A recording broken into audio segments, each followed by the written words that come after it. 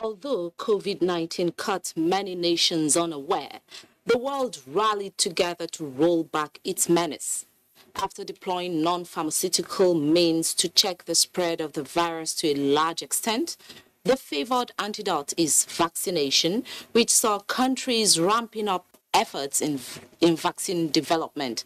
Not satisfied with its current status of COVID-19 vaccine beneficiary country, Nigeria is making a lot of efforts in search of homegrown vaccine. That Nigeria has the capacity to develop COVID-19 vaccines is not in doubt. For instance, our research work has concluded animal trial based on approval by Oyo State Ministry of Health, and it has been listed by the WHO as number 61 out of 185 vaccine candidates globally. With the prospect to address vaccine hesitancy and improve acceptability among Nigerians, local production of COVID-19 vaccine is sure the right way to go for the country. On today's edition of Panorama, how far Nigeria has gone in this direction and the issue of research funding will be our focus. Don't forget that you can follow this news broadcast live on our website at nta.ng/live and on YouTube at NTA News Online. You can also visit our Facebook page at NTA Network News, Twitter handle at NTA News Now, and on Instagram at NTA Network for updates. I am Henginu John Adams. Thanks for joining.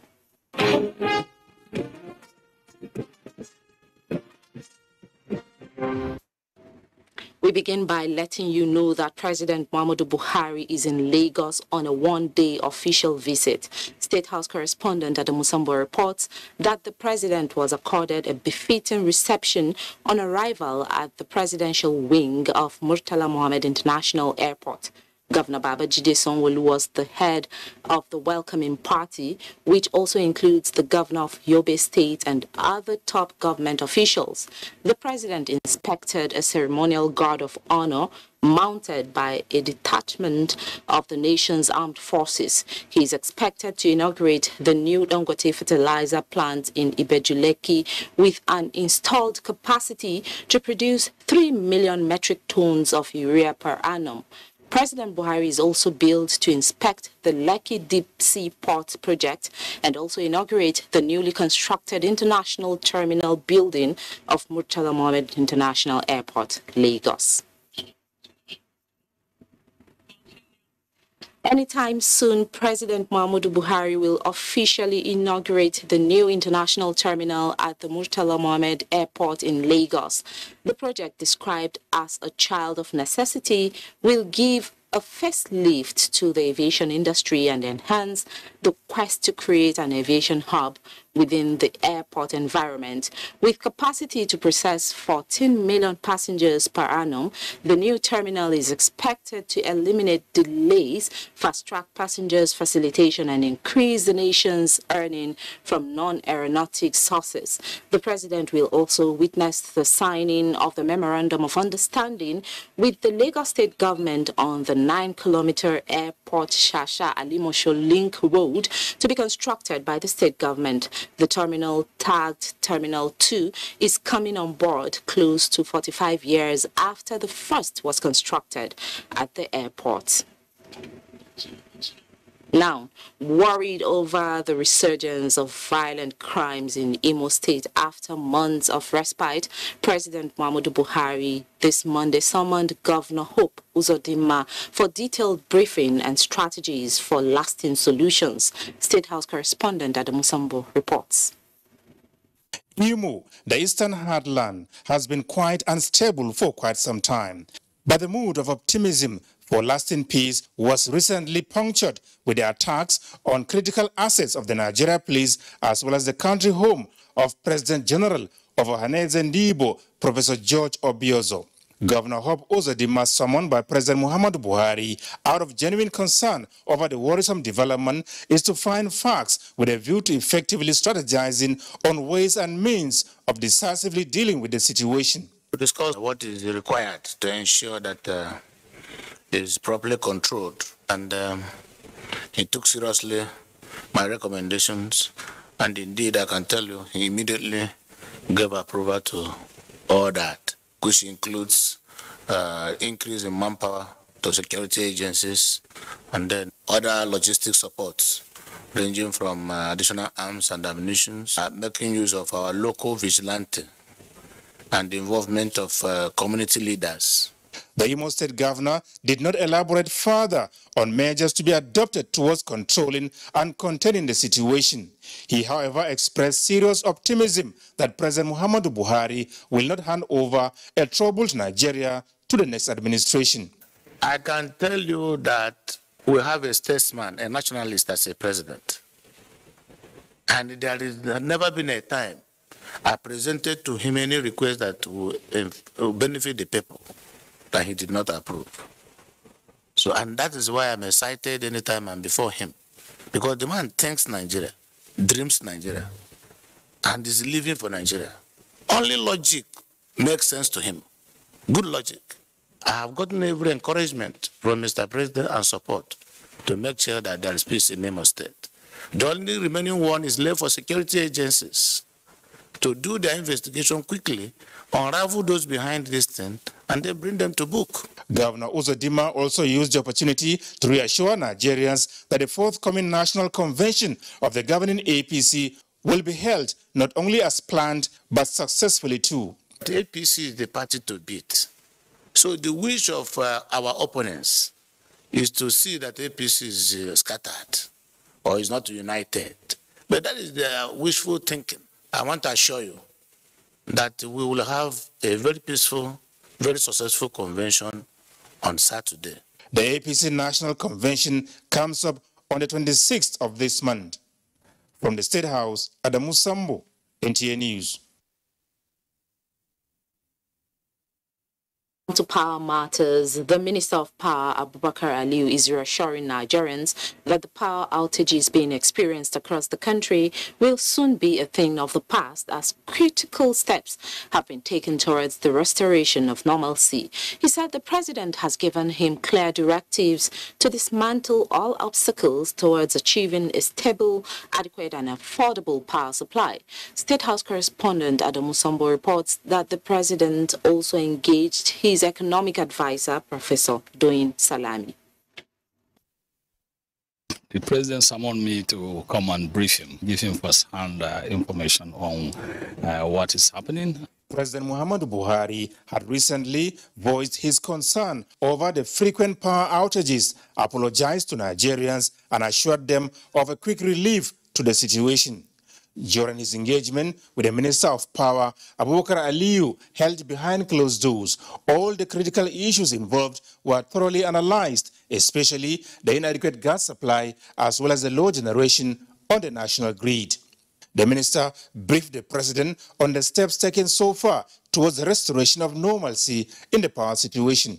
Invited all the stakeholders. We had a meeting and came up with some solutions, immediate ones, on an emergency basis to see how we can mop around and gather more megawatts and push on the grid.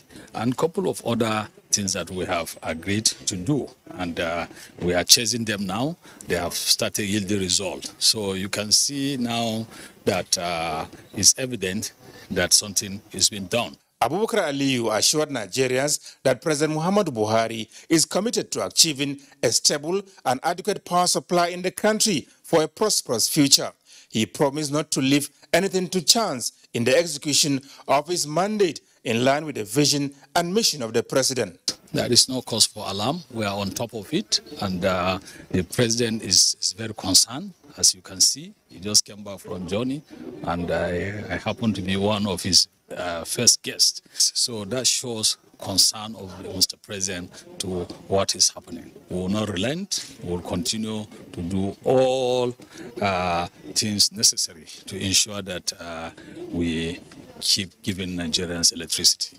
The newly appointed economic advisor to the president, Dr. Doyin Salami, was also summoned by the Nigerian leader. Details of their engagement held behind closed doors were, however, not disclosed. From the State House, Adamu Sambo, NTA News. Governor of the Central Bank of Nigeria, Godwin Emefiele, has assured Nigerians of commitment by the monetary and fiscal authorities to address the energy crisis that has had adversely taken toll on individuals and the country with consequences. He spoke while addressing questions after the Monetary Policy Committee meeting in Abuja. Leah Katum Babatunde has the report. We disbursed over 1.3 trillion naira in the last 5 years to support both generators or discos, or to acquire equipment, or to buy meters, or to even improve what is being paid to electricity generating companies so that they can continue to pay for their gas, and then the system can continue to operate. It first started with a premium motor spirit known as petrol, when late January the NNPC revealed it had received a report on the presence of emulsion particles in cargoes shipped from Belgium. But that is not the only concern, as Nigeria has failed to meet our OPEC quotas, which is attributed to theft. It combined with the global oil supply crisis to introduce diesel shortage to the bag of concerns that have now deepened the nation's power crisis. Governor Emefiele says the bank is working with fiscal authorities to prefer a solution that will last. They're also saying we'll be engaging NNPC as well. If there's any kind of intervention that we can provide to help it, make it easy for them to bring in these products, so that this shortage can stop, then we will see that when supply increases and people are relatively confident that when they sell whatever they are holding in petrol or diesel store, that they can easily go and replace them, then the arbitrary price increases will reduce. With support targeted at addressing the nation's energy and power crisis, the CBN is optimistic the concerns will wane soon and Nigeria will return to the path of sustainable growth. In Abuja, Leah Katum Babatunde, NTA News. To look inward and take advantage of the nation's enormous potential instead of migrating to other countries has again been brought to the fore. Amaka O spoke to a cross-section of individuals and now reports. Nigeria is a colossus with numerous endowments that can be harnessed, especially by her younger generation or those striving to achieve greater heights. The nation, like all others the world over, has its fair share of challenges. The recent data from the African Polling Institute published in 2021 indicates that 7 out of 10 Nigerians are willing to leave the country if given the opportunity. However, in spite of the statistics, some Nigerians say there is no point relocating as no society is perfect. There are opportunities everywhere. And even in the midst of how Nigeria looks right now, there are great opportunities. So not everybody will be in Nigeria and not everybody will go abroad. The people that are supposed to be here should stay with us and let's build Nigeria together. We cannot all run away if we don't wait to salvage it. If all Americans are running away, there was a time too that America had problems. There was a time British had problems. They did not bolt away and go to settle in France or something. They waited and developed it. And today they are better for it. If everybody is born today, then what country can you refer to that you come from? I have been in Nigeria for 3 months now, and I'm really impressed. It's such a huge, diverse country. The United Nations Department of Economic and Social Affairs estimation shows that figure for Nigerians in diaspora is put at 1.7 million as at June 2020. In Lagos, Amaka O, NTA News. You're watching Panorama on the network service of the NTA. Let's take a short break. More news when we return. The coronavirus spread is when infected people sneeze and cough. Small droplets of fluid expelled by cough or sneezes are laced with viruses looking for new respiratory tracts to infect. When a sick person sneezes around someone who is healthy, the virus can land in the nose, mouth, or even the eyes, causing an infection. Symptoms can include fever, cough, shortness of breath. Symptoms may appear within 2 to 14 days. Seek medical advice if you develop symptoms and have been in close contact with a person known to have COVID-19, or if you live or have recently been in an area with ongoing spread of COVID-19. This message is brought to you by the Nigerian Television Authority, NTA, Africa's largest television network.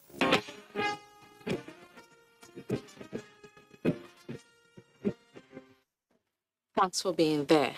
Talking COVID-19 matters now. Nigeria's search for homegrown COVID-19 vaccines will soon be over with its recent selection among 6 African countries by the World Health Organization to produce their own vaccines. Our correspondent examines the nation's journey of searching for its own vaccines. The development of COVID-19 vaccines restored hope to the world. They came in various brands, thereby increasing the number of available doses. Manufactured by the developed world, developing and underdeveloped nations found themselves at the mercy of the giants. Though the less privileged countries are receiving batches of the vaccine, concerns were raised about hoarding by the producing nations. It is not really in the best interest of public health that the developed countries will now keep these vaccines to themselves. Since the first recorded case in 2020, Nigerian government and researchers have been working tirelessly to develop a homegrown solution to tackle the virus. We already have some funds, that about 10 billion that was allocated for local vaccine production through the Ministry of Health in partnership with private sector. The narrative is about to change with the selection of Nigeria among the first African countries to produce the vaccine. It's a recognition of the potential that exists in terms of manpower. We have quite a number of researchers and scientists that have made breakthrough in various vaccines in terms of vaccine development and production. The fund, which is usually the big thing in research, hopefully WHO is able to supply this. And then in the mix of all this, I believe our researchers can then bring the brains together and then start, testing facts and then seeing what we can bring out of this. As Nigerians await the commencement of the production process, they are optimistic that by the 4th quarter of 2022, the country will be able to meet the deadline for clinical trials. To shed more light on this is Professor Babatunde Salako, DG, Nigerian Institute of Medical Research. Thanks for joining us on Panorama today. Thank you very much for having me. All right, Nigerians are eager to know how far we have gone in search of homegrown vaccine. So let's start this conversation by having you tell us what stage we are now. Well, thank you very much. I believe that in the last 1 year, we've been bombarded with questions like this, and that really has set us thinking. And we have been in our laboratory to try and develop what we can call homegrown COVID-19 vaccine. And I must say that we did try what we call a protein subunit vaccine, which is taking a particular part, spike protein of the virus, synthesize that, and then produce it with a company abroad. And we then tried to inject this into animal, which really didn't give us the kind of result that we wanted. So we're back to the laboratory again. And luckily this time around, we approached the TED Fund, which is the Tertiary Education Trust Fund, through with the University of Sokoto, University of Jos, the National Veterinary Institute in Jos, to approach them for funding to support vaccine development generally in Nigeria. And I must say that we are lucky to have been funded by TED Fund, and the three institutions, including another institution which deals with nanotechnology. All of us are now working together in a consortium to develop COVID-19 vaccines and Lassa fever vaccines. Indeed, the consortium is looking at different ways. While we are looking at, again, protein subunit vaccines in NIMA, the University of Sokoto is looking at the DNA vaccines, and the NVRI is looking at an RNA vaccine development, and we have these other institutions trying to provide us with the adjuvant nanotechnology that we use as a carrier for the vaccines to be used. So where we are now, it's basically at the beginning, designing the DNA vaccines, the RNA vaccines, and protein subunit vaccines. And once we are able to finish with this, and we're able to qualify the candidate vaccines for animal trial, we will then try it in animal. And if we find the kind of response that we wanted, then we can start talking about a vaccine to be tested among Nigerians. I believe with the current funding that we have, we will certainly come up with a better result this time around because we are not working alone. We are working in a consortium. All right. Are Nigerian researchers doing enough to move this vaccine development forward?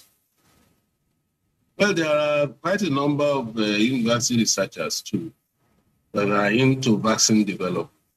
This is mainly the laboratory stage. I'm not too sure I can tell how many of them, but I'm aware that a few of them are also trying their hands in development of COVID-19 vaccines in Nigeria.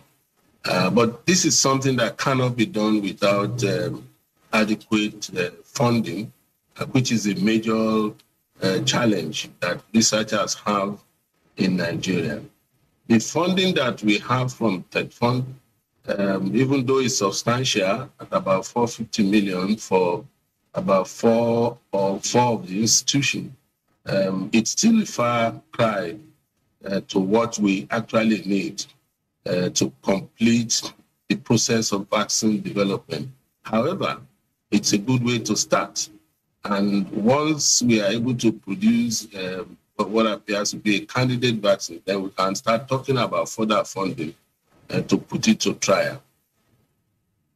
All right. Thank you very much, Professor Salako, for sharing your thoughts with us on Panorama today. My pleasure, please. Thank you. Thank you. The daily update in cases of COVID-19 by the Nigeria Center for Disease Control as at the 21st of March 2022 shows that there are 87 new cases from 6 states of the Federation, including the FCT, bringing the number of confirmed cases to 255,190. Breakdown shows that Lagos has the highest figure with 34 cases, followed by FCT with 23 cases, Rivers 21, Osun 4, Kano 3, while Kaduna recorded 2 cases. So far, there are a total of 249,476 discharged cases, while 3,142 deaths have been recorded across the country. Enojo Adiku is our guide on sports updates.